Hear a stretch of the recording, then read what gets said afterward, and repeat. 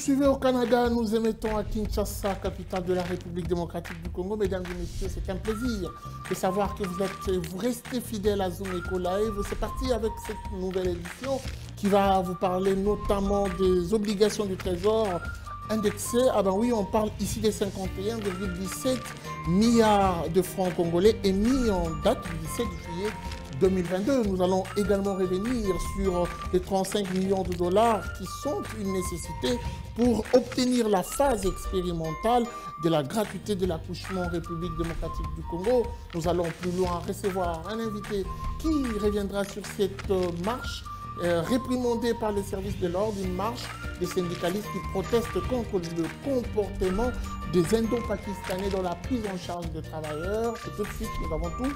Prenons d'abord les nouvelles en bref. On y va.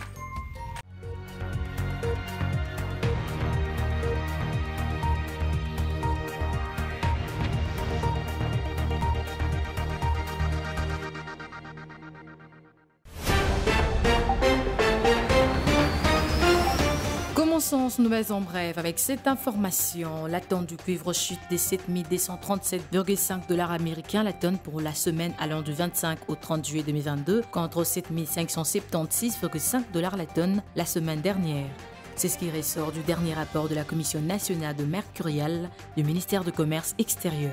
D'après ces rapports, la tendance générale du cours de principaux produits miniers d'exportation de la République démocratique du Congo reste baissière. Autre information, le cours de principaux produits miniers exportés de la République démocratique du Congo enregistre une tendance baissière sur le marché international au cours de la période allant du 25 au 30 juillet 2022, renseignent les experts de la Commission nationale de mercurial du ministère du Commerce extérieur.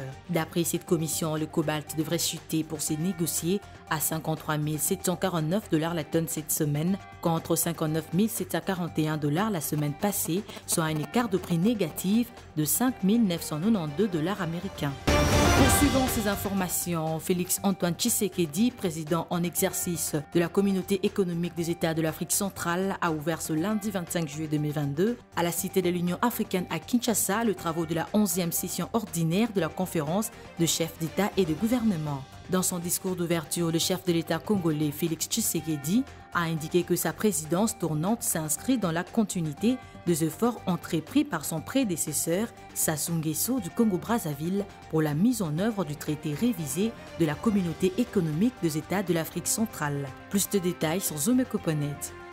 Et pour finir, le gouvernement de la République démocratique du Congo annonce un contrôle dans les tout prochains jours de stations-service en vue de la fermeture de celles qui ne répondent pas aux normes de conformité. D'après le ministre congolais des hydrocarbures, Didier Boudimbo, les stations-service ne répondent pas aux normes de la conformité seront fermées dès cette semaine dans la ville-province de Kinshasa.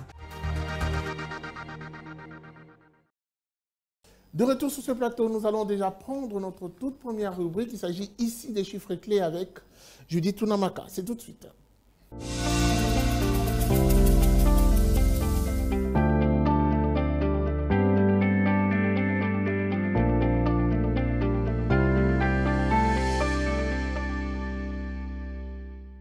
Alors Judith Tunamaka, bienvenue. Merci. Avant de commencer, nous allons déjà prélever avec vous le taux officiel, celui de la banque, et même en même temps le taux au parallèle. Qu'est-ce que l'on doit retenir? La réactualisation du taux de change en République démocratique du Congo, notamment à l'officiel, a été possible dans la devise franc CFA et euro. Comme pour dire que 1 dollar se change à 2004 francs congolais, un franc CFA s'altère à 3,10 centimes et 1 euro se troque à 2037 francs congolais.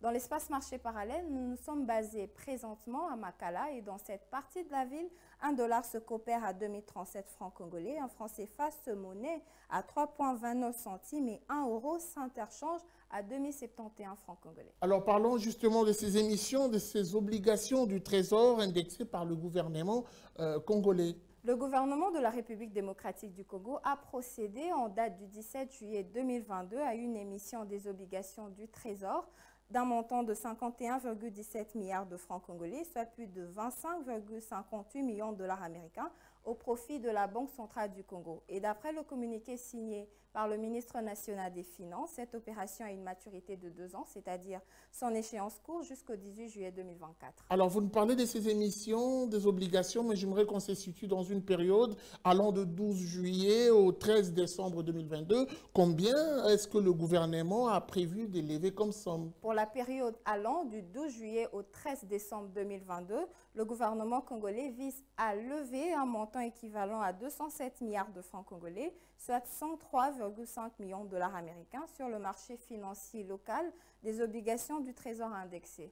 Et ce, conformément au calendrier des émissions des obligations du Trésor en faveur de la Banque centrale, publié par le ministre des Finances en date du 13 juillet 2022. On va finir avec vous, Judith Tonomaka. Comment sera réparties ces différentes opérations? D'après ce document, les opérations sont reparties de la manière suivante. La première prend en compte les mois de juillet, août et septembre 2022, où le gouvernement prévoit d'emprunter 103,50 milliards de francs congolais, soit près de 52 millions de dollars américains. Et le même montant sera repris pour les mois d'octobre, novembre et décembre 2022. Merci beaucoup à vous pour ces précisions. C'était un plaisir d'être avec vous sur ce plateau. Merci à vous, c'était un plaisir.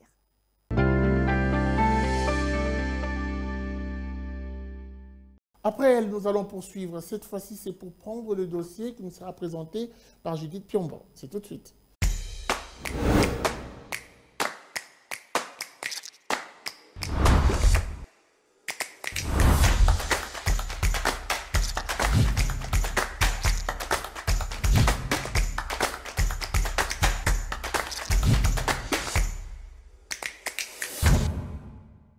Elle est déjà sur ce plateau avec nous, Judith Piombo. Bienvenue. Merci. Alors avec vous, nous allons épingler cette question qui nous donne des précisions sur la phase expérimentale de la gratuité de l'accouchement ainsi que les consultations prénatales et postnatales initiées par le gouvernement congolais. Ma première question est de savoir, ceci s'inscrit dans quel cadre? Ce programme s'inscrit dans le cadre du régime d'assistance médicale aux personnes vulnérables et aux indigents. Et donc ce programme de gratuité de maternité devra coûter au gouvernement une somme de plus ou moins 35 millions de dollars américains par an pour ou bien dans sa phase expérimentale.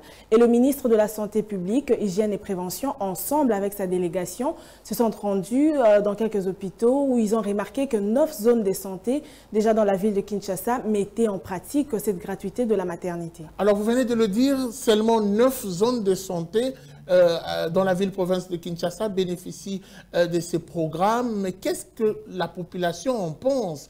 J'aimerais que nous puissions aussi épingler la question. Voilà, avant de parler de la réaction de quelques Kinois, commençons d'abord par jeter un coup d'œil sur les différents hôpitaux qui ont été visités par le numéro 1 de la santé ainsi que sa délégation. Il y a eu l'hôpital général de référence de Kinshasa, le centre hospitalier de référence de Kikimi, situé au quartier Mikondo, dans la commune de Kimbanseke. Il y a aussi le centre hospitalier de Kingasani, toujours dans la même commune. On parle aussi de l'hôpital Roi-Baudouin, Biamba Marie Mutombo à Massina. Et dans la commune de Ndjili, ils ont visité l'hôpital sino-congolais et l'hôpital général de référence de Ndjili. Et en ce qui concerne la réaction des différents habitants de la ville-province de Kinshasa, nous nous sommes rendus sur terrain pour vous ramener un élément qui en parle avec plus de détails. Voilà, on va suivre ce reportage et on se retrouve juste après. Il faut d'abord, recycler les agents. Il faut que les agents de qualité soient là. De 2, vous voyez aujourd'hui, il y a nos frères et nos sœurs qui préfèrent aller se faire soigner dans des hôpitaux privés. Parce que dans des hôpitaux publics, l'accueil, il n'y en a pas. Je pense que c'est une bonne décision, mais il faudrait d'abord commencer par la gratuité des premiers soins pour les accidentés, pour des gens qui font des crises cardiaques. Est-ce que ces hôpitaux vont accepter la gratuité? Est-ce que banda ko bongisa hôpital normalement batu oba bota kuna faut ba mona ke baza ba bota ma condition bien pour ba misusu baya. Alors, on va finir avec cette question. Doit-on dire que ce programme restera beaucoup plus focus que sur la capitale Kinshasa, où il est prévu également une extension? Alors, lorsque le chef de l'État, Félix-Antoine Tshisekedi, s'est adressé à la nation le 30 juin de l'année en cours, il a indiqué que l'accouchement deviendrait gratuit sur l'ensemble du territoire national, ici en République démocratique du Congo, en commençant par la ville-province de Kinshasa. Donc, pour répondre directement à votre question, cela ne s'arrêtera pas que ici à Kinshasa. Le projet est de pouvoir l'étendre dans toute l'étendue ou sur toute l'étendue du pays. Merci beaucoup à vous pour cette précision, Judith Piombo. Je rappelle que vous étiez à la présentation du dossier. Merci à vous. Notre invité du jour s'appelle Méliès Ndelo. Avec lui, nous allons parler de cette démarche menée depuis quelques jours ici à Kinshasa, capitale de la République démocratique du Congo. Une démarche qui engage plusieurs syndicats, notamment la FOSINAD, qui est le syndicat qui défend les intérêts des travailleurs, mais également des fonctionnaires. Ah ben oui, ce syndicat qui est également reconnu à travers les différentes actions menées dans le sous-secteur de l'éducation, principalement à l'EPC. Aujourd'hui, il s'agit plutôt de défendre l'intérêt et aller en guerre contre les expatriés. Il va nous donner des précisions et des raisons qui motivent même cette démarche. D'ailleurs, aujourd'hui, on doit le dire que ce syndicaliste ont embrassé la rue pour dire non à ces traitements qu'ils considèrent d'inhumains. Mais Méliès Ndelo sera avec nous donc tout de suite après ceci. Suivez.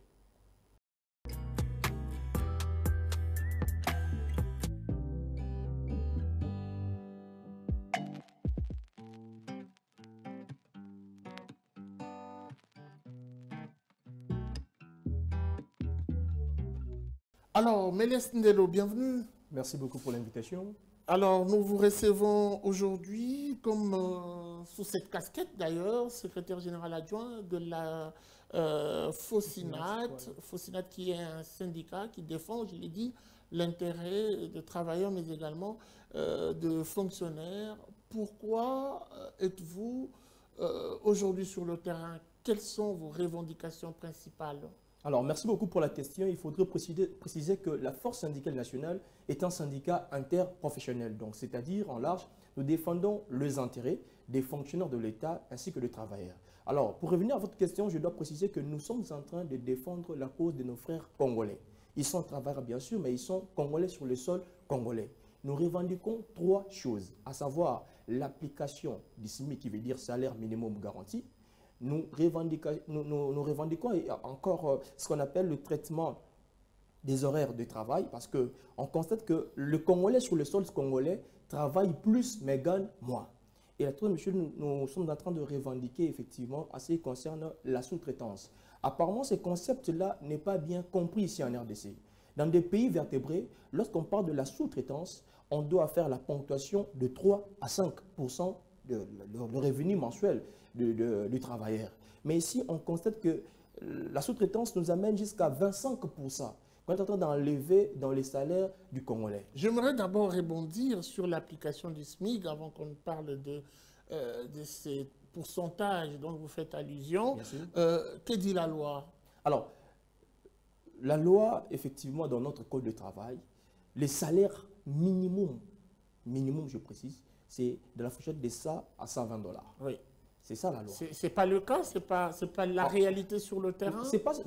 Voilà pourquoi je dois préciser ceci. Oui. Dans la notion de l'État, l'État a deux bras. L'État a dans la main gauche, l'État c'est la loi, la main droite c'est la contrainte. Mais lorsque l'État met une loi en place, et il y a des gens, d'ailleurs des étrangers, les expatriés, qui viennent pour saboter les lois du pays, l'État doit avoir le pouvoir d'appliquer la loi qui veut dire la contrainte. Mais lorsque nous constatons que la loi est là, la loi est sabotée et l'État ne sait pas contraindre les expatriés, on s'est dit... On doit quand même dire que les Congolais travaillent chez plusieurs expatriés. Pourquoi cet accent mis sur les Indo-Pakistanais? Parce que ceux-là, chez les Indo-Pakistanais, les Libanais, ainsi que le Chinois, c'est là où les Congolais sont en train de connaître un mauvais traitement. Et on doit le préciser que, à l'épreuve du temps, dans le contexte de l'état de droit, le Congolais ne peut pas effectivement être traité comme un esclave. Imaginez-vous un Congolais qui arrive au travail à 7 h et termine le travail à 21 h, 22 h, vous lui donnez 2 000 francs de transport. Imaginez-vous, on est des responsables. Ce sont des grands responsables. Mais sur le sol congolais, on ne peut pas tolérer cela, surtout dans le contexte de l'état de droit où nous sommes en train de prôner les lois du pays, ainsi que son application. Parce que nous risquons, lorsque l'État met des lois, et celles-là ne sont pas respectées, et l'État ne sait pas contraindre ses contrevenants, nous risquons de tomber dans l'état où on dit un État, non-État. Je n'ai rien dit à ce sujet. Alors, je voudrais quand même préciser que ça date de longtemps, que cette question est sur la table. Oui. Plusieurs ministres n'ont pas su résoudre et apporter des solutions, notamment les différents ministres de travail qui se sont succédés. Au lieu d'embrasser la voie de la négociation, vous avez choisi faire la rue. Pensez-vous que c'est si efficace pour obtenir gain de cause? C'est parmi les armes de nous syndiqués. Nous, on n'est pas politique. Nous sommes syndiqués. Ça veut dire que nous sommes de légalistes. Ça ne vous empêche pas de saisir la voie officielle et démarcher de manière... Nous avons saisi à plusieurs reprises les différents ministres. Et nous venons encore de saisir, c'était le vendredi. Nous avions écrit officiellement à Madame la ministre du Travail pour dire voilà les Congolais. Ils sont ministres parce que nous sommes là. Les Congolais sont en train de souffrir. Imaginez-vous dans 2-3 mois, si ce serait la rentrée scolaire. Comment ces parents-là vont préparer la rentrée scolaire de leurs enfants? Avec un salaire, je le disais ici, l'application du SMIC, avec un salaire qui va en deçà même de ce qui est prévu par la loi. En deçà des $100 la moyenne. Bien sûr. Et encore avec cette histoire de la sous-traitance. Imaginez-vous, on vous paye par exemple ça $20. Alors le sous-traitant vient pour vous dire, voilà, tu dois déjà, on fait la ponctuation, on retire déjà $20. Il vous reste $100. Imaginez-vous avec $100, comment nouer les deux bouts du mois? On doit aussi se mettre dans ce contexte en tant que Congolais. Ça fait mal au cœur. Et pendant que nous sommes en train de revendiquer, nous syndicalistes, on nous menace. Où est-ce que vous situez le problème? Au niveau de la léthargie ou du laxisme de l'État congolais, ou au niveau de la faiblesse des textes au niveau de la République démocratique du Congo? Je le disais tantôt que l'État a des bras. L'État a la loi à la main gauche et il a la contrainte à la main droite. Il y a les textes. Nous avons de lois. Nous avons tout un code de travail. Nous avons assez de lois qui garantissent les traitements d'un Congolais dans le travail.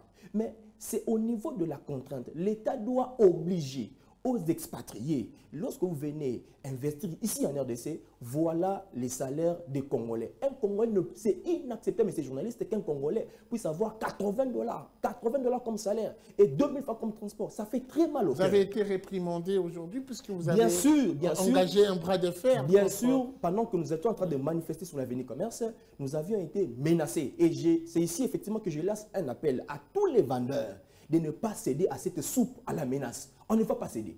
On va continuer, les magasins resteront fermés. Et cette fois-ci, nous acceptons effectivement de connaître la disette dans nos maisons parce que c'est déjà le cas, on est habitué. Mais les magasins, les travailleurs, surtout dans le contexte de l'état de droit, on ne peut pas accepter qu'un travailleur soit malmené par un expatrié. Quelle sera la voie de sortie des crises? Pour finir, ma dernière question. Nous avons déjà ceci, Madame la ministre, j'ai dit tantôt, du Travail, et nous attendons sa réaction.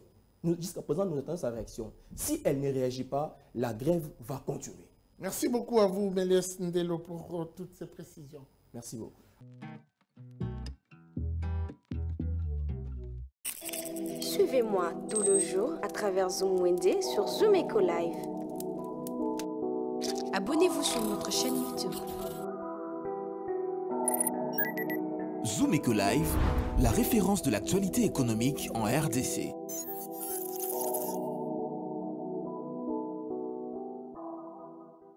Le marché du jour nous amène les prix des différents équipements pâtissiers et boulangers. Ah ben oui, Naomi Kande est allée plus loin chercher pour vous. Vous n'avez pas besoin de vous déplacer tout en restant chez vous à la maison. Nous allons faire les marchés ensemble. Zoom Wende, c'est tout de suite.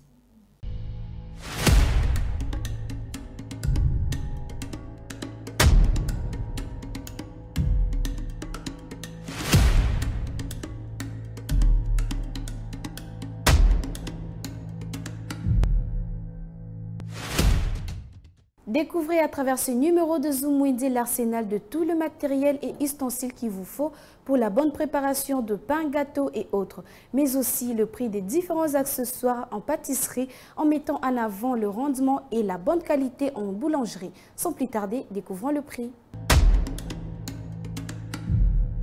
Commençons ces nouveaux marchés avec le spatule qui se vend à 3 000 francs la pièce. Vous trouverez aussi des spatules coudées au marché à 3 500 francs.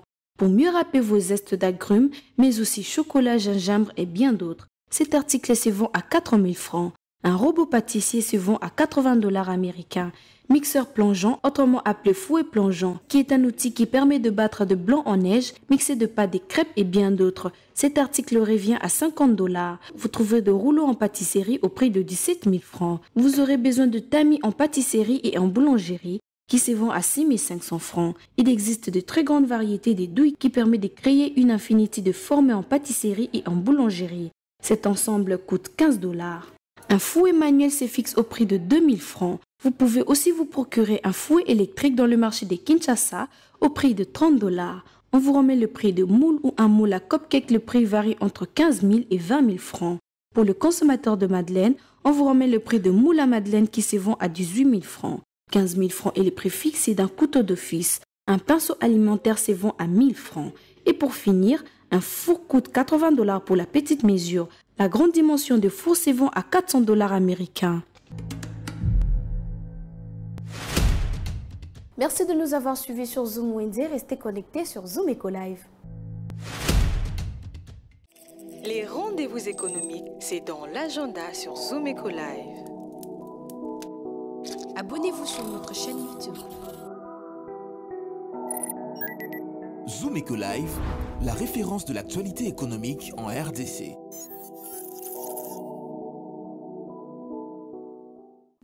Allez, il est temps de noter les différents rendez-vous. Aujourd'hui, lundi 25 juillet 2022, Adassa Grace est déjà au rendez-vous et c'est parti avec l'agenda.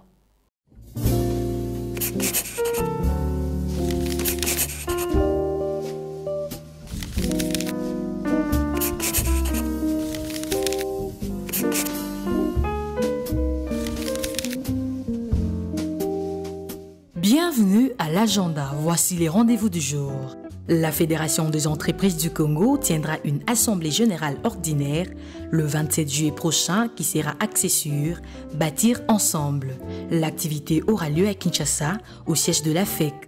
Autre rendez-vous à prendre avec UBA Insight qui tiendra Business Série ce jeudi 28 juillet 2022 à partir des 12 h. Cette activité sera axée sur « Comment gérer ses finances personnelles ». Cette fois-ci, notons une formation sur les finances de jeunes entrepreneurs qu'organise Credo DRC ce jeudi 28 juillet 2022 à partir de 13 h à Kinshasa. Et pour finir, Futur Femal DRC organise une nouvelle session sur l'avenir du commerce et les digital le 29 juillet prochain à partir de 20 h sous un format virtuel et sera axé sur la RDC doit adopter les pouvoirs de la vente numérique. Merci de nous avoir suivis. Au revoir. Nous avons toujours l'habitude de vous présenter à chaque édition un nouveau numéro. Article 15, aujourd'hui encore un volontaire est venu frapper à notre porte. Il partage avec nous son expérience. C'est donc Article 15 et c'est tout de suite. Débrouillard jamais, jamais, jamais. Débrouillard jamais, jamais, jamais. Débrouillard jamais.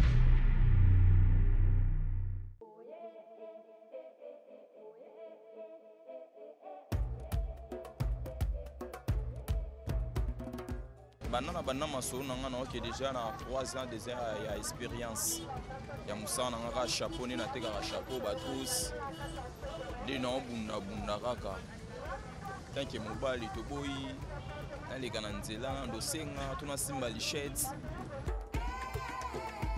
musala oyo na rolia nyoso te ana mwana na mwasi na zape na famille ça va oteki les comptes sur les réseaux sociaux moi M-Pesa pour bombi pour éviter que vous ayez un problème mais dans la rappel moi dérangement tant que côté 40 là on soit soda ba ko pas kanyo biloko pour na kolanda biloko tout sur ba social yango to senga chef de l'état pena a la biso ba entreprise pour maïler ça to tangi mais boulot ça té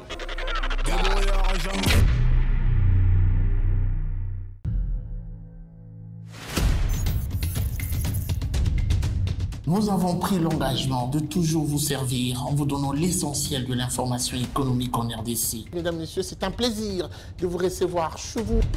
Le gouvernement congolais dirigé par le Premier ministre Jean-Michel Sama Lukonde n'est jure que par la réduction du train de vie des institutions. Merci à vous, Judith Piombo, pour ce dossier. Merci, Unamaka. Désormais, suivez-nous à 19h30 sur la RTNC du lundi au vendredi avec le même plaisir. Zoom Live, la référence de l'actualité économique en RDC. Allez, c'en est fini pour aujourd'hui. Merci de nous avoir suivis. La suite, c'est sans doute au prochain numéro avec le même plaisir. Au revoir et à très vite.